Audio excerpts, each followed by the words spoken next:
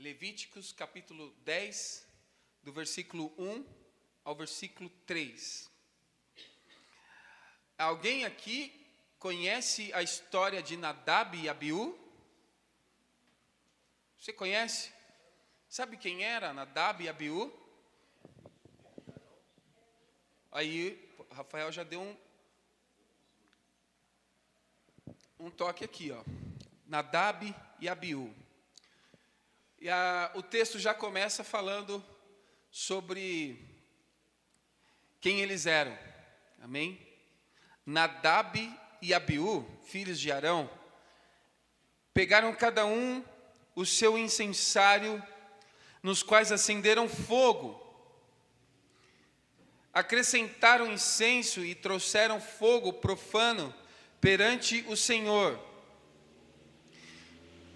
sem que tivessem sido autorizados. Então saiu fogo da presença do Senhor e os consumiu. Morreram perante o Senhor. Moisés então disse a Arão: foi isto que o Senhor disse: aos que de mim se aproximam, santo me mostrarei. À vista de todo o povo glorificado serei. Arão, porém, ficou em silêncio. Amém? Curve suas cabeças em nome de Jesus. Pai amado, nós te louvamos, te agradecemos por esse tempo que o Senhor nos concede. Nós pedimos que não sejam as nossas emoções,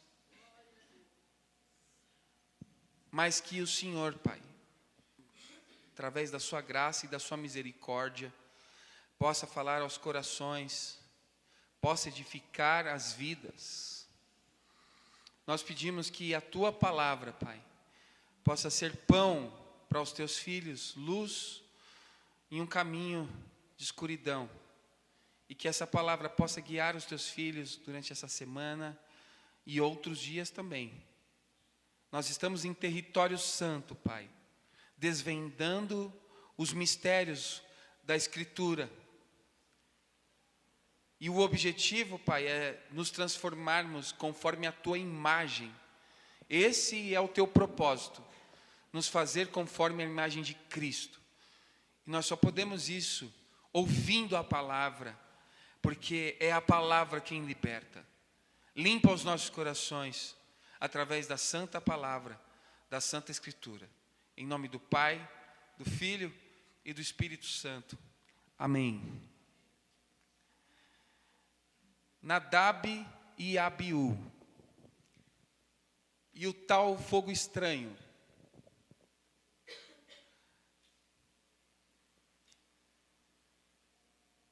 Eles mal tinham terminado. Se você for ver aí no seu smartphone ou na Bíblia, você vai perceber algo muito interessante. Eles mal tinham terminado as cerimônias de consagração ou da consagração, e os sacerdotes entraram nas suas funções sagradas, e um ato de sacrilégio foi perpetrado pelos filhos mais velhos de Arão, Nadab e Abiú. Se você for olhar aí no capítulo 9, você vai ver um relato do que havia acontecido. O capítulo 9 mostra a maneira segundo a qual o povo devia aproximar-se de Deus na adoração, e as bênçãos e os benefícios que resultariam. O capítulo 10 torna claro quão rapidamente a retribuição divina veio sobre aqueles que se recusaram a seguir a orientação e que insistiram, ao invés disso, em seguir um curso independente. Então, no capítulo 9, tem aí um padrão de Deus com relação à adoração, dentro desse contexto cerimonial mosaico. Propiciação, Tem aí um monte de contexto e detalhes para a nação de como elas deveriam fazer a sua adoração.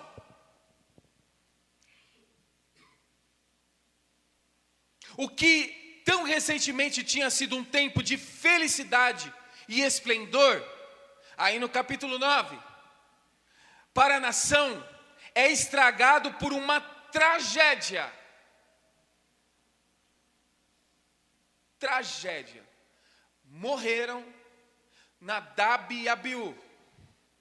Como que esse povo morreu? A situação ficou sendo ainda mais lastimável por causa da posição privilegiada que estes dois homens tinham. Que esses dois homens tinham desfrutado quando, juntamente com Moisés, presta bem atenção, com o pai deles, Arão, e 70 dos anciões de Israel, tiveram licença de ver uma manifestação do Deus de Israel no Monte Sinai. Então, em Êxodo, capítulo 24, versículo 1, o versículo 9 e o versículo 10, tem outro relato sobre esses caras. O versículo 1 do capítulo 24 de Êxodo diz: depois Deus disse a Moisés: subam o monte para encontrar-se com o Senhor, você e Arão, Nadab e Abiú, e 70 autoridades de Israel, adorem à distância. Aí o versículo 9 diz: Moisés, Arão, Nadab e Abiú e 70 autoridades de Israel subiram. O versículo 10 diz assim: e viram o Deus de Israel, sob cujos pés havia algo semelhante a um pavimento de safira, como o céu em seu esplendor. Então Nadab e Abiú sabiam com quem eles estavam lidando. Não é como a gente diz aqui na Zona Leste, eles não estavam de chapéu. Eu não sei se lá em Rio Grande da Serra fala assim também, Daniel. Tá de chapéu, João? Tá de chapéu? Hein, Odeon? Tá de chapéu? Eles não estavam de chapéu. Eles já tinham tido experiências teofânicas. Experiências que outros seres humanos, na história toda da humanidade, não vão ter. Fora isso, eles já sabiam como era a configuração da adoração. Os dois homens começaram seus deveres no tabernáculo ao tomarem seus próprios incensários, que consistia em panelas de forma achatada, em que eram lavados carvões em brasa, e lhes deitaram fogo. Depois colocaram incenso sobre as brasas, e, segundo parece, apresentaram este fogo estranho a Deus, de uma maneira que não tinha sido preceituada. Há vários elementos deste procedimento que violam todas as instruções para o sacrifício que Moisés recebeu da parte de Deus. Em primeiro lugar, não há indicação alguma de que as brasas foram tiradas do altar do holocausto. Por que essas brasas deveriam ser tiradas do holocausto? Levíticos capítulo 16 e o versículo 12 diz: pegará o incensário cheio de brasas do altar que está perante o Senhor e 2 punhados de incenso aromático em pó e os levará para trás do véu.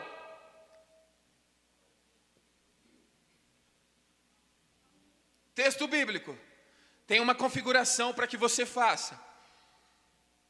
A este ponto, portanto, uma mudança significante tinha sido feita nos rituais sacerdotais. E algo que não era santo, não consagrado ao serviço de Deus, tornou-se um intruso entre os demais elementos. Entre os demais elementos consagrados. E aqui eu quero dizer um tema para esse sermão. No piloto automático. No piloto automático, o cristão está quando o que importa é fazer, mas não como está fazendo. No piloto automático, o que importa é o fogo. Mas não qual fogo. É o piloto automático. Se tem fogo, tá bom. O piloto automático é: eu estou fazendo, tá tudo bem. E a pergunta, dentro desse contexto que nós estamos vivendo sobre avivamento é: você está fazendo, mas como você está fazendo? Porque existe uma forma bíblica, existe uma forma de lei direta como você tem que fazer. Então não é só fazer. Não é só sobre estar em ação de fazer, mas estar sobre reflexão de como eu estou fazendo. É sair do piloto automático. Paulo fala: prestem culto. Ok, mas prestar o culto é o suficiente? Ele termina o texto. Como é que é a sequência desse texto? Prestem culto racional. A gente vai começar a viver presságios, a gente vai começar a viver um avivamento. Porque tem racionalidade no culto, não é piloto automático. Mateus, no capítulo 6, o versículo 16 ao versículo 18, o próprio sacerdote, sumo sacerdote, não dá ordem arônica, como diz lá em Hebreus capítulo 7, mas de uma casta sacerdotal acima dessa ordem arônica, Jesus Cristo. Ele olha para nós e diz: quando jejuarem, não mostrem uma aparência triste como os hipócritas, pois eles mudam a aparência do rosto a fim de que os outros vejam que eles estão jejuando. Eu digo verdadeiramente que eles já receberam sua plena recompensa. Ao jejuar, arrume o cabelo e lave o rosto, para que não pareça aos outros que você está jejuando, mas apenas a seu pai que vê em secreto, e seu pai que vê em secreto o recompensará. Então, no piloto automático, eu jejuo, mostro que estou jejuando e faço questão que todos saibam que eu estou jejuando, porque eu estou jejuando dentro de um contexto religioso. Mas e como se jejua? Jejuar é o suficiente? Não, porque você pode estar jejuando dentro desse piloto automático. E aqui tem uma forma de como se jejua. Esse é o problema do cristianismo pós-moderno, desse mundo gospel. Esse mundo de evangélicos presumido, ele faz com que você se pareça um cristão, mas as suas ações são muito longe de ser ações e reações de Jesus. Porque você pode ser evangélico, mas não viver o evangelho. Logo, ser evangélico não é o suficiente. O avivamento tem a ver como você está vivendo o evangelho. Porque você pode estar sendo evangélico e virando as costas para tudo que Jesus disse, como nós devíamos fazer. E o avivamento, ele é consciente. Não basta apenas ser cristão. Eu preciso ter a consciência de qual tipo de cristão eu estou sendo. Porque se eu for embarcar nessa de ser cristão, eu estou numa barca furada. Porque o cristianismo por si só, ele é um caminhão desgovernado. É que a gente é egoísta, egocêntrico demais para entender isso. Mas quando a gente fala de cristão, a gente tem cristãos ortodoxos, nós temos cristãos católicos, Nós temos cristãos pentecostais, temos cristãos neopentecostais, temos cristãos tradicionais, temos cristãos liberais, nós temos todo tipo de cristianismo agora. Nós temos todos os tipos de cristão. Logo, esse que está aqui na Renascer, ele olha para o Deus, da Deus é amor, e fala assim: esse seu Deus aí, ele é um Deus legalista, eu não quero esse Deus. E ambos são cristãos. O da Deus é amor está aqui, ele olha para o irmãozinho da Assembleia e fala assim: olha, a sua esposa, você não tem que depilar os pelos do seu corpo, porque o meu Deus não aceita isso. Todo mundo cristão. E aí eu te pergunto, basta ser cristão? Não, não basta ser cristão. Basta eu postar na rede social que eu sou cristão, frases lindas, e estar vivendo um fogo estranho. Foi o que aconteceu aqui com Nadab e Abiú. Nós já somos sacerdotes, faz aí, vai dar certo, faz, vai. Ninguém viu. Bora.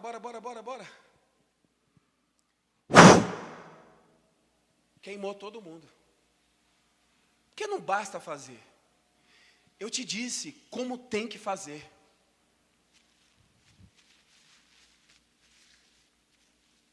Saia do piloto automático. Na sua vida ministerial, do seu casamento, na sua família. Esteja atento a essa zona de conforto que o próprio Satanás coloca você, quando você está entendendo que está fazendo as coisas de Deus.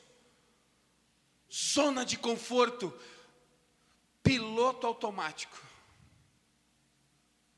Eu estou fazendo.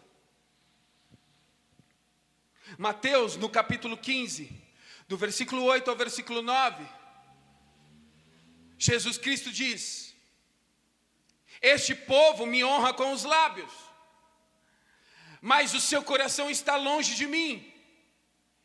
Em vão me adoram, seus ensinamentos não passam de regras ensinadas por homens. Eles me adoram com a boca, eles se arrumam para ir ao culto ao domingo, colocam suas melhores roupas, saem de casa, todos cheirosos, arrumados, ensaiam canções, levam suas ofertas, levam os dízimos nos seus bolsos, mas os seus corações estão longe de mim. Porque não basta fazer, você precisa estar fora do piloto automático, tendo a consciência de como é que você está fazendo. Eu vou pedir para que você nesse momento erga suas mãos e diga: o sangue de Jesus Cristo tenha poder. Me arranque de todo piloto automático. Aplauda o nome do Senhor Jesus Cristo.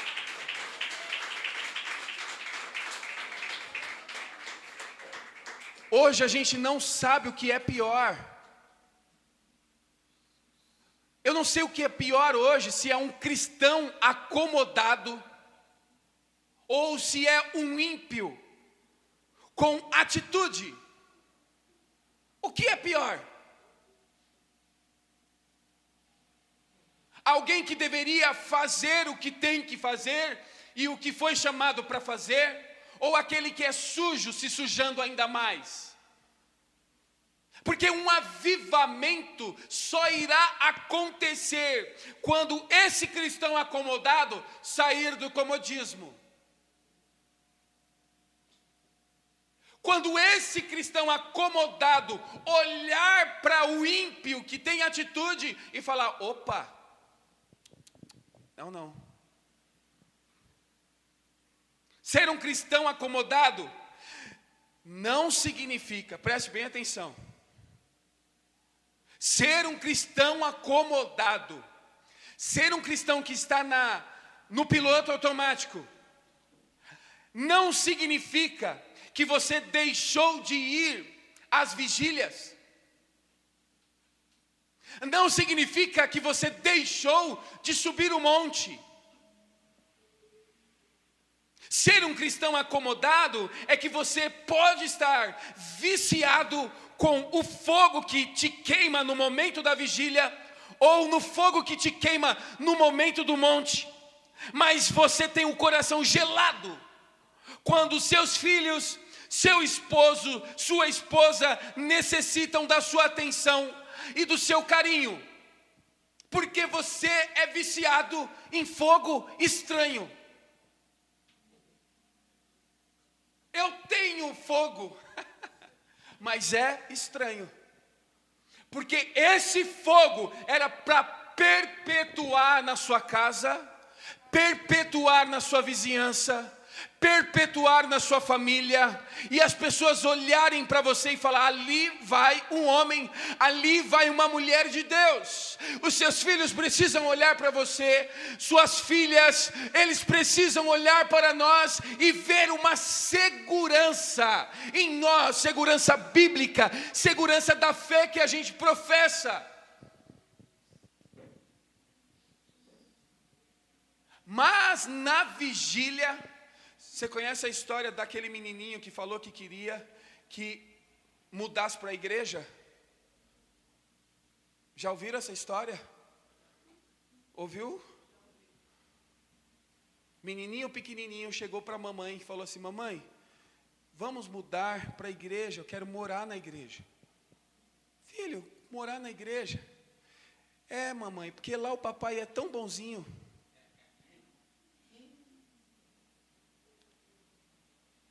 Porque com os lábios vocês cantam, mas o coração de vocês não vive um avivamento verdadeiro. É piloto automático, é fogo estranho. Eu pulo, eu rodopio, tudo. Estou sentindo um negócio aqui, ó. Mas isso não perpetua na vida prática. Isso não perpetua com a esposa. Olha, gente, eu vi cada coisa já nessa vida.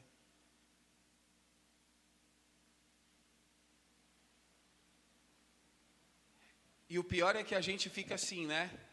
Não, mas aquele irmão lá, ele profetiza, ele entrega o manto, não é possível. Às vezes a esposa está cabisbaixa, oprimida, não tem nem para quem falar a situação que ela vive dentro do lar. E se ela fala, os irmãos condenam ela, sabe por quê? Porque o esposo é profeta. Porque o esposo rodopia na igreja.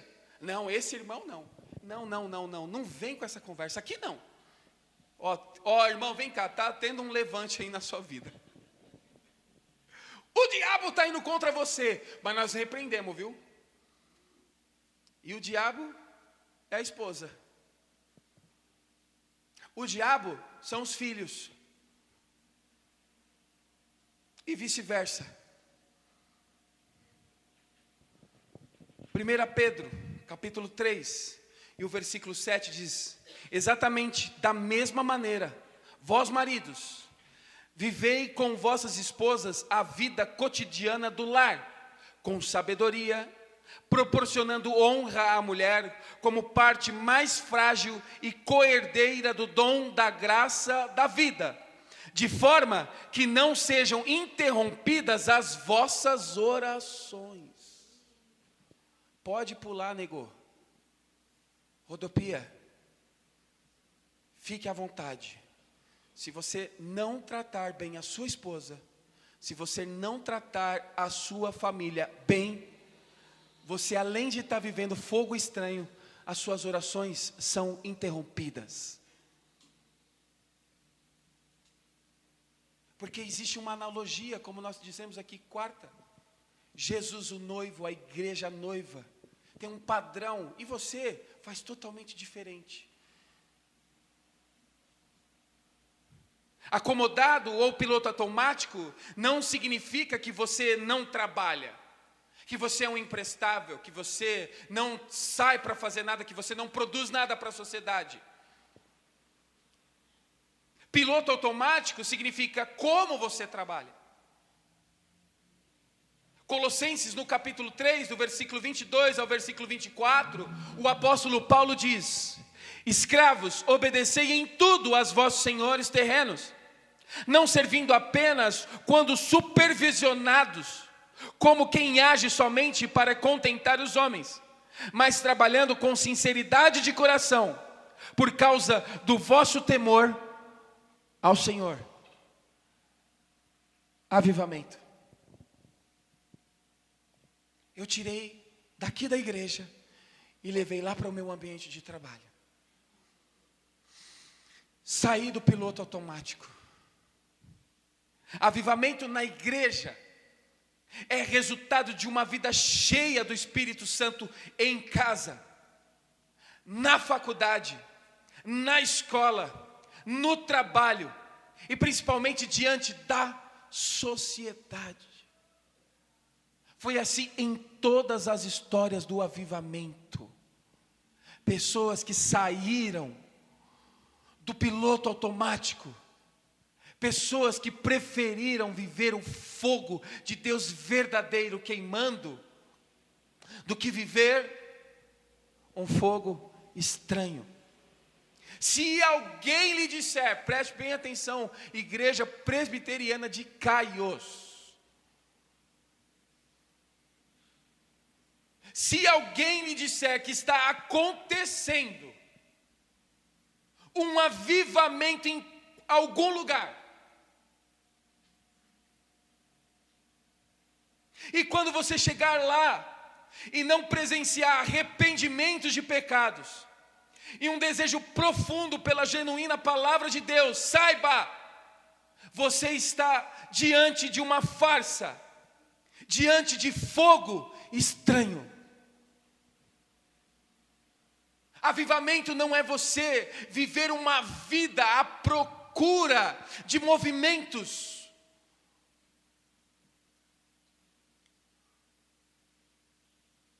Quando minha avó faleceu já faz 2 anos, e minha avó dizia, todas as vezes que eu a encontrava, esse menino só não está andando ainda, porque você não levou ele no Valdomiro. Porque no dia que você levar ele lá,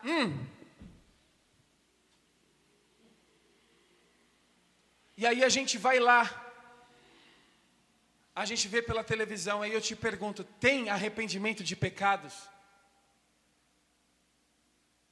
Tem um profundo desejo pela palavra de Deus? Então, sem medo de errar, é fogo estranho. E aí agora, lá no seu íntimo, você vai falar, não, você não pode julgar. Posso. Paulo fala assim, vocês irão julgar os anjos, quanto mais as coisas deste mundo. O avivamento tem a ver com o arrependimento de pecados. O avivamento tem a ver com a conversão, voltar à cruz. É nós negarmos o fogo estranho, para que em nós haja um fogo que nos queime de dentro para fora. Não aceitar um fogo que está disponível só a nos queimar de fora para dentro. E durante a segunda-feira esse fogo, terça. Eu quando era da Assembleia de Deus, quando eu era muito novo, não que eu não seja novo agora, mas quando eu era mais novo, a Fabiana, a Daniel vai lembrar disso. Não? Os jovens ansiavam pelos 3 dias do congresso de jovens. Porque Porque nos 3 dias de congresso de jovens, no último dia, a gente ficava com o lencinho levantado. E era a maior expectativa para Deus batizar com o Espírito Santo. Não foi batizado agora, só o ano que vem. Só o ano que vem. Foi batizado com o Espírito Santo. Vai dando, e aí fazia aquela filha de meninos, né? Vai dando glória, glória, glória, glória, glória, glória, glória, glória, glória. Foi batizado agora? Não. Irmão, o ano que vem, você vai orando.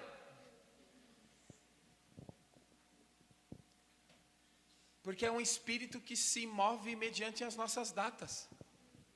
Que espírito é esse? O espírito é onisciente, onipotente, onipresente, mas ele se move à noite do seu milagre. Perdeu o milagre hoje? Irmão, faz o seguinte, nós vamos estar agendando outro mês, vai orando aí para quem sabe no outro mês. E não, Deus não precisa das nossas datas para gerar um avivamento dentro de nós. Deus não precisa das nossas datas, das nossas agendas, para gerar o verdadeiro fogo que consome pecado, o verdadeiro fogo que gera arrependimento dentro de nós.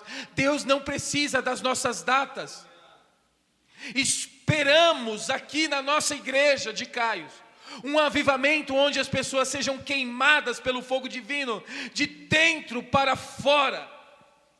Deus não se preocupa em encher igrejas que estão vazias. Deus está ocupado em encher corações que estão vazios. Esse é o verdadeiro avivamento. Corações vazios, piloto automático. E a gente está nessa desenfreada viagem de encher de números. E Deus não. Deus quer encher corações que estão vazios. Efésios, capítulo 5, versículo 14. Por isso é que foi dito: desperta, ó tu que dormes, levanta-te dentre os mortos, e Cristo resplandecerá sobre ti.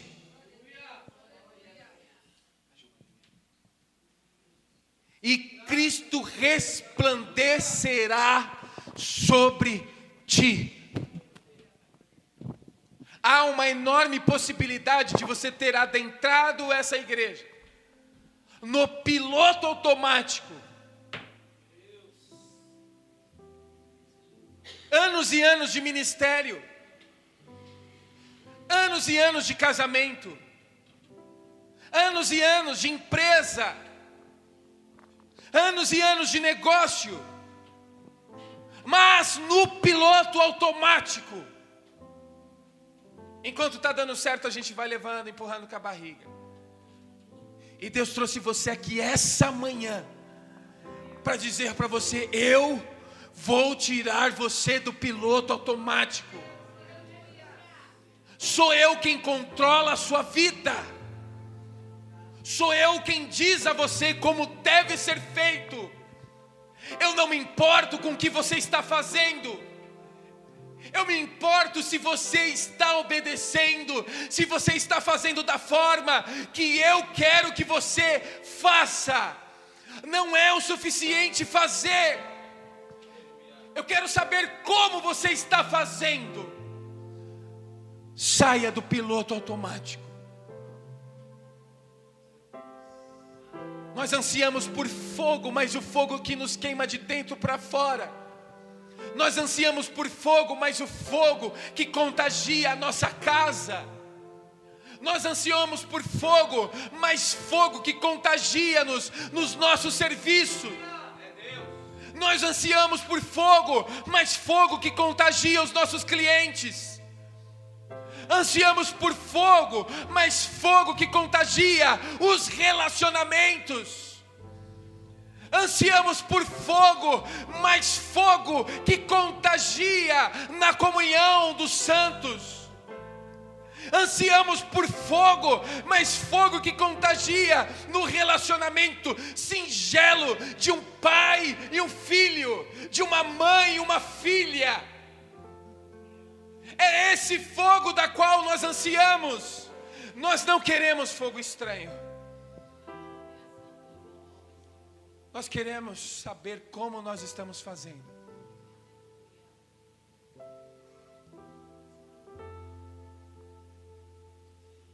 Esse é o convite de Deus para você. Se você tem vivido no piloto automático, se para você qualquer fogo é fogo,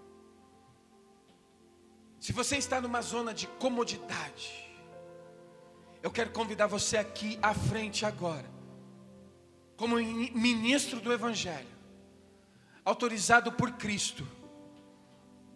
Eu quero orar por você. Eu quero ungir você com óleo.